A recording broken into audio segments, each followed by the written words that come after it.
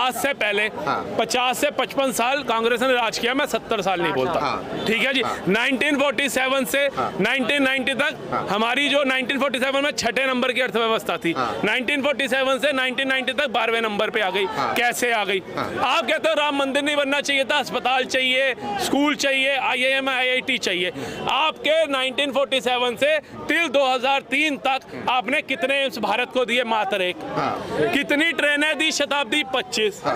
कितने आपने एक्सप्रेसवे बनाए? बता दो। कितने IIT IIM IIT बनाए? बना दो। कितने मेडिकल कॉलेज बनाए? बता दो। लेकिन 2014 के बाद हमारे को 2004 से 2009-13 तक हमारे पास 6 एम्स थे, जिसके अंदर अटल जी ने उनका वो शिलान्यास किया था और मनमोहन सिंह की सरकार में वो बने। 16 एम्स मोदी सरकार ने दिए, 8 लाइन, 4 लाइन, 16 लाइन के एक्सप्रेस, 14 लाइन के एक्सप्रेस पे मोदी सरकार बनाती है।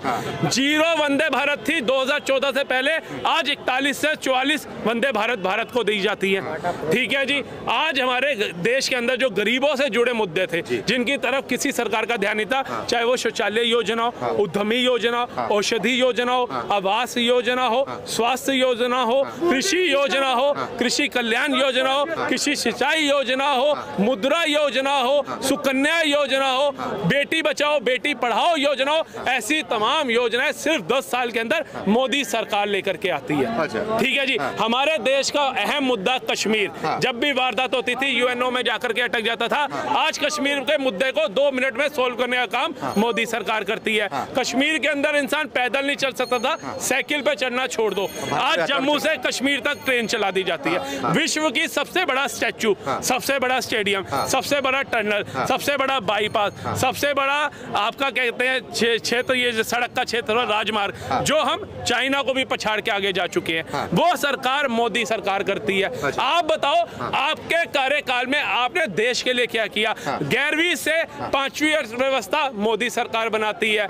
जर्मनी और जापान को पछाड़ के 2027 तक का टारगेट देती है, तीसरी सबसे बड़ी अर्थव्यवस्था का। मोदी के कार्यकाल में सेंसेक्स और निफ्टी सब उछाल मारते हैं। आपके कार्यकाल में ये सब चीजें कहाँ थी? हर जगह, चाहे कोई राज्य हो, कोई पिक्चर हॉल हो, कोई ट्रेन हो, कोई ऐसी जगह जहाँ बम नहीं फटते थे। आज एक राज्य, एक रेल, एक होटल बता दो जहाँ बम फटाओ। हमारी सेना को पत्थर मारने वाले पत्थरबाज हमारा शौर्य है, वो गायब हो जाते हैं मोदी सरकार में। हमारा तिरंगा जलाया जाता था, आज गर्व से लाल चौक पे लहराया जा रहा है। किसी की हिम्मत नहीं है एक आवाज उठा दे।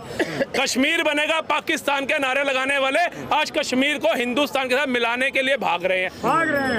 POK लेने तक की बात आज हमारा भारत देश करता है, अमित शाह करते हैं, और उसके अंदर 23 से 24 सीटें आरक्षित करते हैं, जो कल तक कहते थे चाहे सियाचिन हो, चाहे कच्छ हो, चाहे POK हो, वो हमारा मुद्दा नहीं है, दे दिया फोकट में। लेकिन आज अगर देश के अभिन्न अंगों को जोड़ने का काम अगर भाजपा सरकार कर रही है तो वो प्रशंसाजनक है। आज भारत का विश्व स्तर के ऊपर हमारी विदेश नीति अच्छा हो रही है, तो उसका भी जो प्रशंसा का कार्य है मोदी सरकार को जाता है। आप लोगों ने कहा था राम मंदिर बना तो जितने भी अरब देश है, हमें तेल देना बंद कर देंगे। मोदी जी ने एक चमाटा और इनको मरवाया कि जहां राम जी का अस्तित्व था, वहां पर आप राम जी का विरोध कर रहे थे, काल्पनिक बता रहे थे। अबू दुबई के अंदर राम मंदिर बन करके तैयार हुआ। आज कुवैत इस्लामिक कंट्री, वहां से हमारे 8 सैनिक फांसी की सजा रुकवा करके लाए गए। अभिनंदन जैसा शूरवीर 24 घंटे में भारत आया।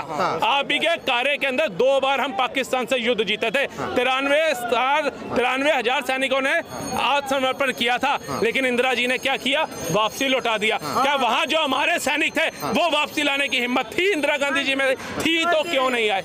आज अभिनंदन जैसे एक शूरवीर के लिए वहां का नेता, वहां का मंत्री, सांसद में खड़ा होकर के कहता है कि हमारे हाथ कांप रहे हैं, चेहरे पे पसीना आ रहा है, मोदी आर्मी भेज देगा, इसको हमें छोड़ना होगा। ये भारत का कोई मंत्री नहीं कह रहा, भारत का कोई युवा नहीं कह रहा, मोदी का कोई नेता नहीं कह रहा, ये पाकिस्तान का नेता कह रहा है। कम से कम उस पर तो विश्वास करो। और अभिनंदन आया, चाय पकोड़े खा करके आया कि भैया थोड़ा भी वेट कम ना हो इसका, नहीं तो पाकिस्तान की जमीन कम हो जाएगी।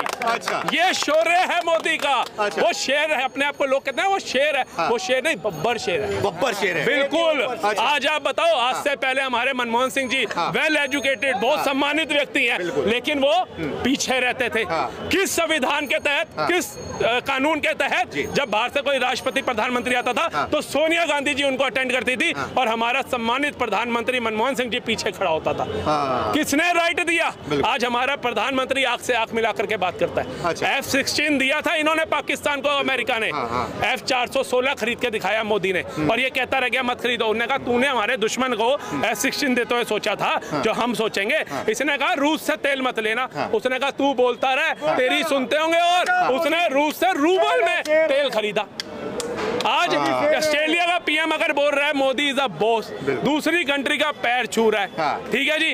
पुतिन जैसे कह रहा है भारत को इतना बढ़िया प्रधानमंत्री मिला है जो कट्टावर फैसले लेता है, नहीं सुनता किसी की अपने देश के मामले में, तो आप उसकी प्रशंसा करो। कल तक आपके देश को जो ये बाइडन जैसे अमेरिका ना भिखारी कहता था, अनएजुकेटेड कंट्री कहता था, आज उसी के पढ़े लिखे सांसद एक ऑटोग्राफ के लिए ना तड़पते देखे हैं हमने।